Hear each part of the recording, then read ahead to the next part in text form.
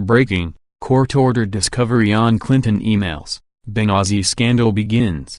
Tom Fitton, the president of conservative watchdog group Judicial Watch, made a big announcement regarding Hillary Clinton's email and Benghazi scandal.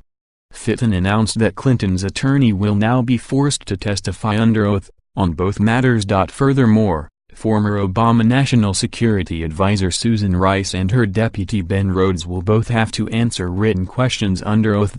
Judicial Watch began this quest back in early January. Judicial Watch announced today that it submitted a court-ordered discovery plan for the depositions of several top former government officials involved in the Clinton email scandal, including Obama administration senior officials Susan Rice, Ben Rhodes, Jacob Sullivan, and FBI official E.W. Priestap.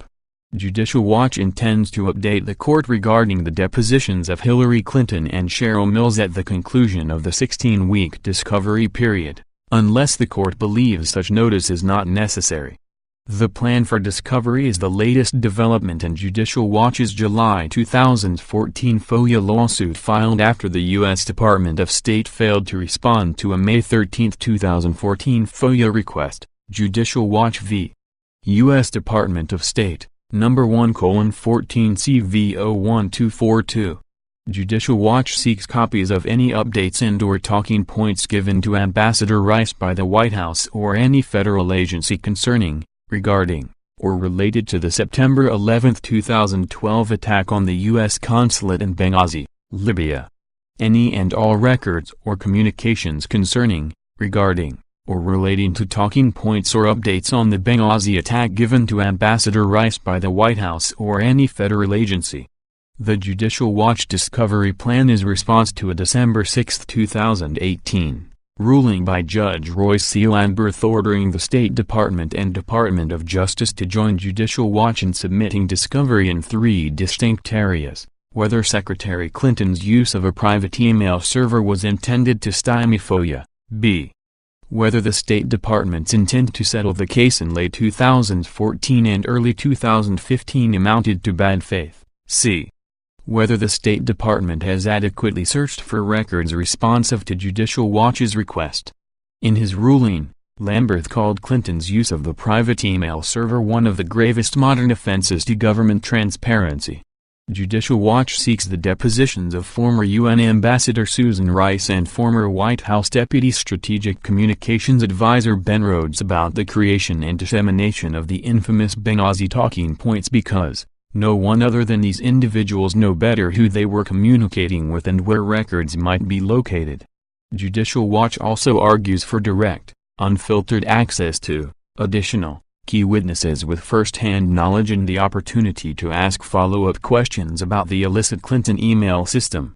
In its pursuit of answers as to whether former Secretary Clinton's use of a private email server was intended to stymie FOIA, Judicial Watch seeks to conduct the following depositions: Jacob Sullivan, Senior Advisor and Deputy Chief of Staff throughout Secretary Clinton's tenure; Clarence Finney, Deputy Director, Executive Secretariat Staff, the Principal Advisor and Records Management Expert in the Office of the Secretary who was responsible for control of all correspondence and records for Clinton and other State Department officials.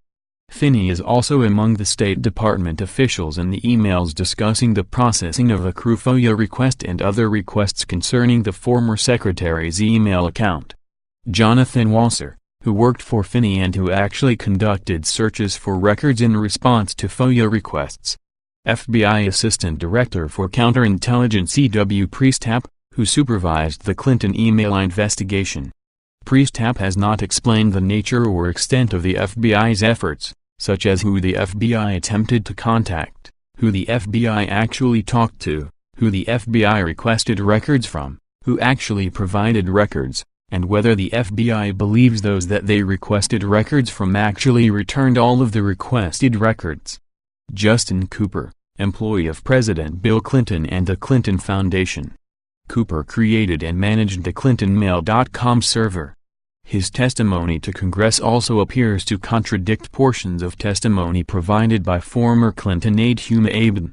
Eric Boswell, Assistant Secretary for Diplomatic Security. On March 6, 2009, Boswell wrote in an information memo to Cheryl Mills that he cannot stress too strongly that any unclassified BlackBerry is highly vulnerable in any setting to remotely and covertly monitoring conversations, retrieving email, and exploiting calendars. A March 11, 2009 email states that, in a management meeting with the assistant secretaries, Secretary Clinton approached Boswell and mentioned she had read the email and that she got it. Heather Samuelson, senior advisor and White House liaison. Until her tenure at the State Department ended in March 2013, Samuelson was tasked with tracking the FOIA requests served by Crew. Samuelson subsequently served as one of Secretary Clinton's personal attorneys and, in 2014, reviewed the ClintonMail.com account to identify federal records. The records returned by Clinton in December 2014 were records identified by Samuelson. Judicial Watch argues that, as the court has already recognized, understanding the context of the preparation and dissemination of the Benghazi talking points is central to the Clinton email scandal. For instance, did the State Department know that Clinton deemed the Benghazi attack terrorism hours after it happened, contradicting the Obama administration's subsequent claim of a protest gone awry? Was the State Department aware that Clinton sent or received top-secret information through her private email?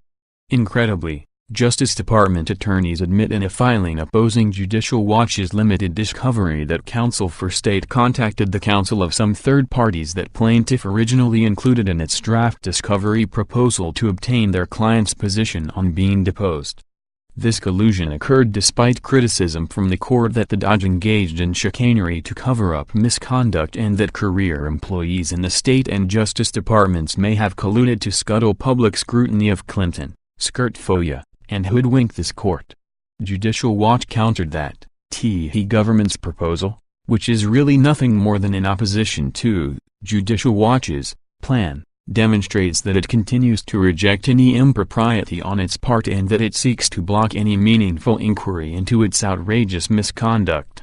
President Trump, frankly, should demand to know why the State and Justice Department are colluding with Clinton allies and trying to protect Hillary Clinton and themselves from court-ordered questions on the Clinton email scandal, said Judicial Watch President Tom Fitton. But a federal court wants answers, and Judicial Watch discovery plan is a key step to uncovering whether and how Hillary Clinton email misconduct stymied FOIA. This Judicial Watch FOIA lawsuit led directly to the disclosure of the Clinton email system in 2015.